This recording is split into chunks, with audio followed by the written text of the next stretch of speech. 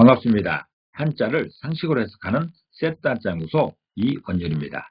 한자 공부는 다른 공부나 마찬가지로 재미있어야 계속할 수 있습니다. 이해하든 암기하든 재미있는 방법을 찾는다면 한자 실력은 금방 상승하지요.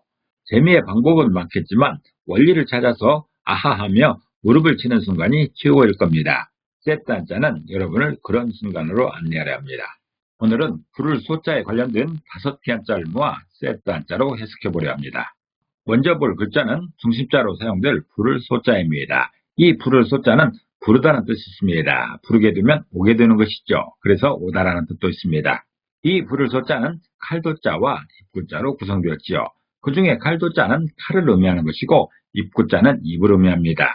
그래서 부를 소자는 칼을 입 위로 올리면 부르는 신호다라는 그런 표현입니다. 다시 말해서 칼을 머리 위로 들어 올리면 오라는 신호라는 것이죠. 이렇게 앞에 가는 사람이 칼을 높이 들게 되면 뒷사람은 따라와야 됩니다. 이쪽으로 와야 되는 것이죠. 이것을 표현하는 글자가 부를 소자입니다. 부를 소자는 칼을 입 위로 올리면 부르는 신호라는 그런 표현으로서 칼을 머리 위로 들어 올리면 오라는 신호다라는 그런 설명입니다. 사용 단어로서는 원화소복이라는 말이 있죠. 원화소복은 화를 멀리하고 복을 불러들이다라는 그런 표현입니다. 그리고 소집이라는 말에서나 소명이라는 말에서 부를 소자가 사용되고 있습니다. 소명이라는 말은 하늘의 부르심을 말합니다. 특별히 기독교인들에게 소명은 하나님의 부르심을 말하고 있습니다. 이 부를 소자는 세트 한자 144강에서도 자세히 다룬 바 있습니다. 참고하시기 바랍니다.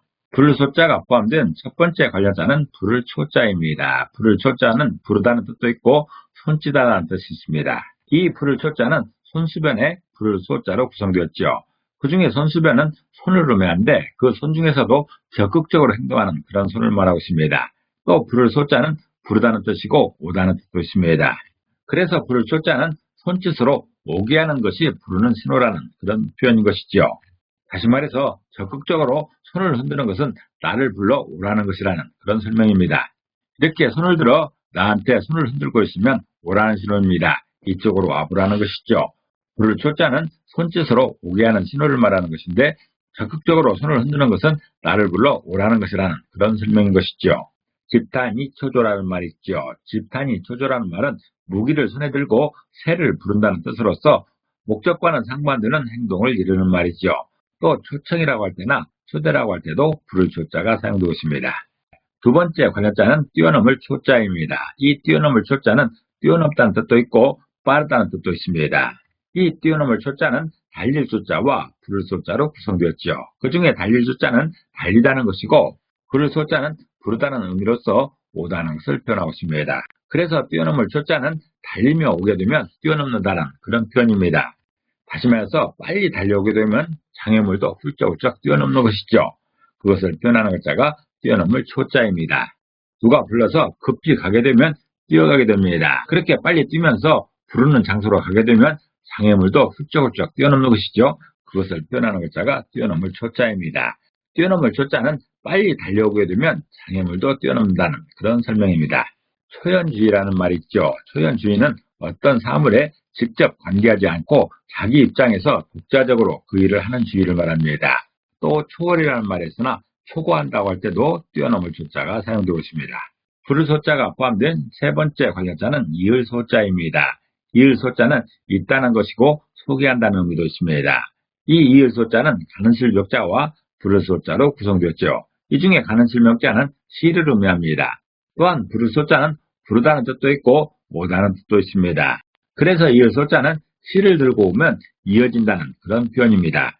다시 말해서 시를 들고 부르는 장소로 오게 되면 두 공간이 이어진다는 그런 설명인 것이죠. 시를 들고 있다가 부르는 장소로 오게 되면 이 실이 계속 펴지면서 서로 이어지게 됩니다. 이을 소자는 시를 들고 오게 되면 이어진다는 그런 설명으로서 시를 들고 부르는 장소로 오게 되면 두 공간이 이어진다는 그런 표현입니다. 소수서원이 있죠. 소수서원은 경북 영풍군에 위치한 벽운동 서원이라 하였던 우리나라 최초의 서원을 말하고 있습니다. 또 소개한다고 할 때도 이을 소자가 사용되고 있습니다. 네 번째 관련자는 못소자입니다. 이 못소자는 못을 의미합니다. 연못을 말하는 것이죠. 이 못소자는 물수변의 부를 소자로 구성되었습니다. 이 중에 물수변은 물을 의미합니다. 그 물 중에서도 특별히 흐르는 물을 의미하고 있습니다. 또 부를 소자는 부르다는 의미도 있고 오다는 의미도 있지요. 그래서 못 소자는 못에는 흐르는 물이 온다는 그런 표현인 것이지요. 다시 말해서 흐르는 물은 못에 와서 머물게 된다는 그런 설명인 것입니다. 먼 데서부터 물이 흘러오다가 머무는 장소가 있습니다. 물이 머물게 되면 제법 많이 고이게 되는데 그곳을 못이라는 것이죠. 연못이라 합니다. 못 소자는 흐르는 물이 못에 와서 머문다는 그런 설명입니다. 흐르는 물이 와서 머무는 장소가 어디냐? 거기가 바로 못이라는 것이죠. 용소라는 말 있죠. 용소는 폭포가 떨어진 바로 밑에 물바지로 되어 있는 깊은 웅덩이를 말하고 있습니다. 폭포 밑에 있는 깊은 웅덩이를 용소라는 것이죠. 다섯 번째 관련자는 밝을 소자입니다. 이 밝을 소자는 밝다는 의미가 있죠. 이 밝을 소자는 해일자와 부를 소자로 구성되었습니다. 이 중에 해일자는 해를 의미하는 것이고 부를 소자는 부르다는 것으로 오다는 설명입니다. 그래서 밝을 소자는 해가 오면 밝다라는 그런 표현인 것이죠. 다시 말해서 햇빛이 오는 장소는 밝다라는 그런 설명입니다. 너무 당연한 말이지만 햇빛이 들게 되는 장소는 어디든지 밝게 됩니다. 깜깜한 곳도 햇빛만 들어오면 밝아지는 것이죠. 해를 불러서 햇빛이 오는 어느 장소든지 밝게 됩니다. 밝을 소자는 햇빛이 오는 장소는 밝다라는 그런 설명입니다. 소소음감이라는 말이 있습니다. 소소음감은 분명하게 마음에 다 느끼는 것을 말합니다.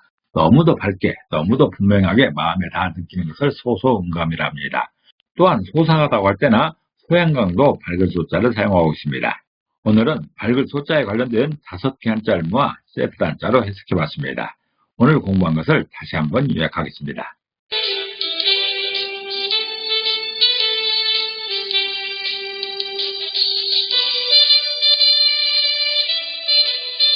부르심이 있다는 것은 축복입니다. 그 부르심에 민감하게 반응하는 것이 평안함의 지름길입니다. 감사합니다.